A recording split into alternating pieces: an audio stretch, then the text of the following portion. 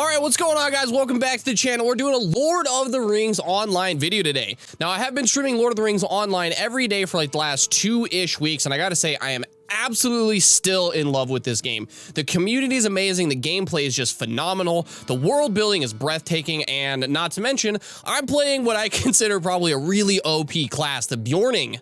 The skin changer in Lord of the Rings Online dominates solo content, including soloing instances, and this is kind of where the crux of this video is going to be focused on today. Soloing instances for some very good experience per hour gains, especially on a free-to-play account like the one I'm playing on. So if you're new to the game and wanting to maybe get some good experience, I would suggest starting on the Beorning because it's a very powerful class. It's got a great utility kit of AoE, survivability, and self-heals that allow you to basically dominate in the open world and while soloing instances as well. So if you're struggling for experience or just want to give questing in the open world a break, I highly suggest trying out this EXP farming rate. It's super fun. You get a decent amount of gold while you're at it as well, and you really get to feel the power of the Beorning because you get to pull like 70 monsters at a time and kill everything. It is awesome. If you guys like this video and other things like it, remember to subscribe down below. It only takes a second. Hit the bell button and the like button while you're down there as well. We go live every day on twitch.tv/Dryduck_TV at 10 a.m. Pacific Standard Time. Without further ado, guys, let's jump into this video. Let's go!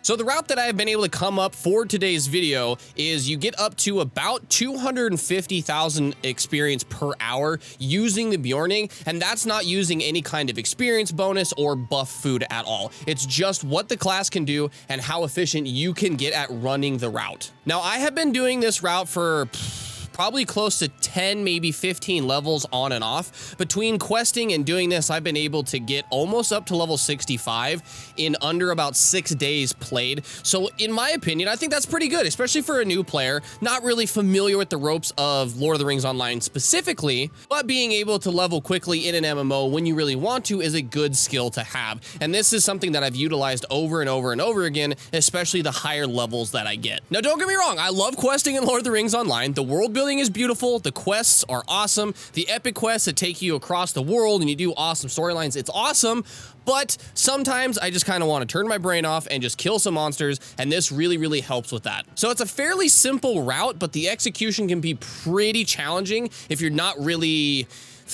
used to playing on a character that has a lot of self-sustain. So what I mean by that is you need to, one, be able to determine what your damage output is going to be based on how many monsters you pull, and two, being able to accurately assess the situation on a second-by-second basis while you're in the middle of combat to not only assess your survivability rate, but what abilities you need to use, when you need to use damage reduction abilities, when to use your self-heal, when to kite monsters. All of this obviously comes with time, and you will get better at it, I promise. So if you see the video and you're like, man, I can't do that right off the bat, trust me, just kind of go in there, die a couple times if you have to, test the waters, but the more familiar you get with it, the easier it gets and the faster you can get through this, okay? Before like getting into the route and all that stuff, let's really quickly just go over the build that I used personally for this farm. Now, I use Blue Bear. You can do this in Yellow Bear, but it's going to significantly reduce the amount of experience per hour because you're going to be losing the AoE from not having claw swipe in blue form.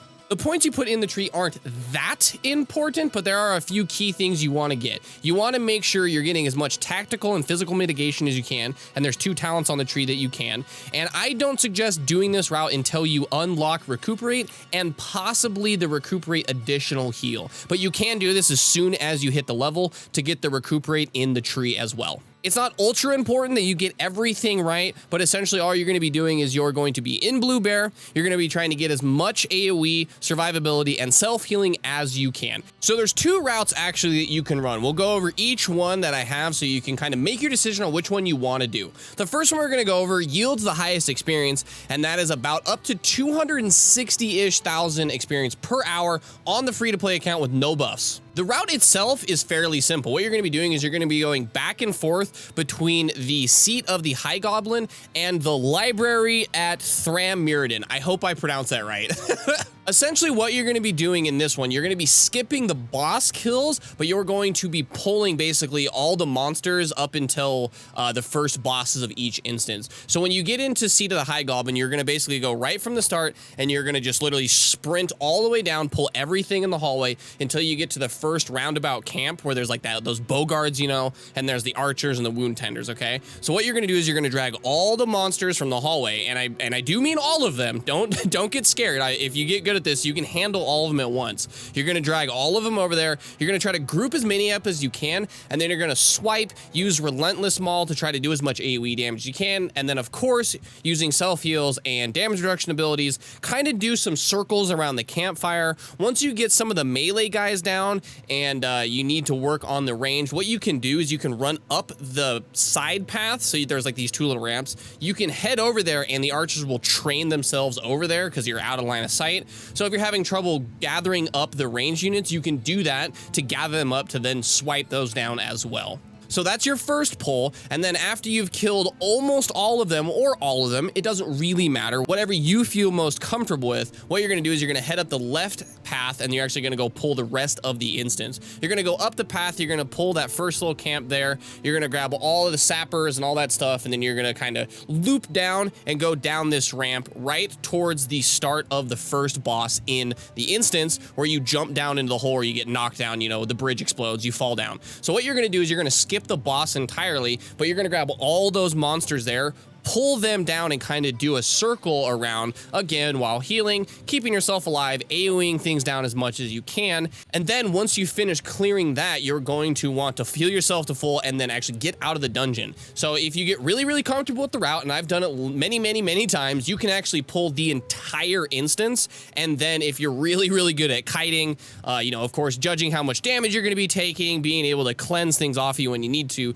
you can pull every single monster from the very start of the instance all the way up to the very first boss and kill all of them all at once. It's very challenging, and if you're new to the route, I do suggest breaking it up into 2 or maybe even 3 pulls before you get really familiar with it. But once you get really proficient at it, you can pull all of them and clear the whole pack. I think I've got it down to about 4 minutes per pull, so you can get through this dungeon once every about 4 minutes. The next half of this is by doing the library at Thram-Mirrodin. I'm sorry, I can never remember how to pronounce that.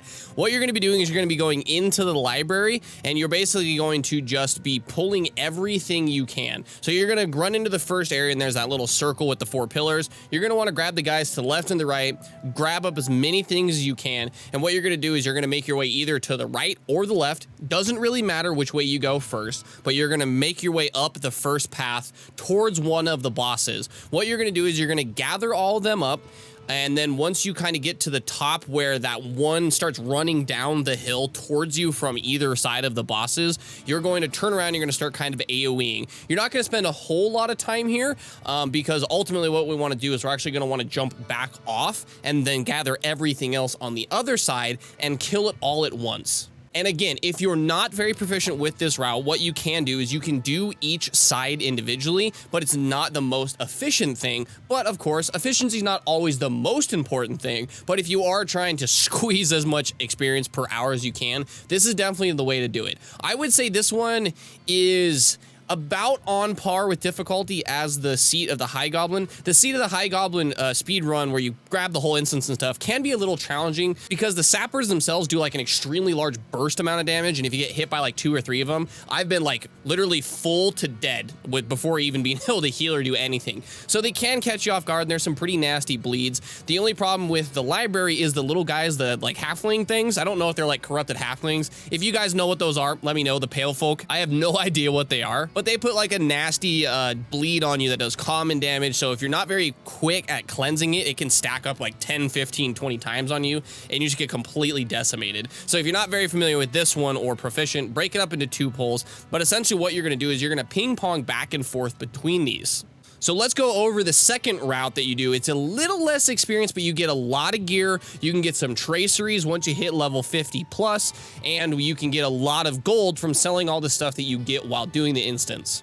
Now, the second route is a lot easier because you're not going to be going between the Seat of the High Goblin and the library, but basically you're going to be just doing the instance of library and the school, and you're going to basically just be going back and forth. It's a fairly simple run. The library run alters a little bit because we're not necessarily trying to kill as much trash as we can because it does slow you down a little bit, but we are going for those boss kills. So what you're going to be doing in the library is instead of pulling like literally everything you can, all you're going to be doing is you're going to be going up one side, left or right, doesn't matter. You're going to be basically training one half of the instance monsters up to the side, attacking them, killing them while killing the first boss. That's at least how I do it. I usually pull everything into the first boss, whether it's the goblin or the orc, and then I just fight everything in one room, kill the first boss, loot the thing, jump down, go to the second side, and basically just repeat. So once you get through the second boss, the third boss will come out, and then you're going to kill them. So that's the first one. You're basically just going to do the library, and I think I've gotten that down to like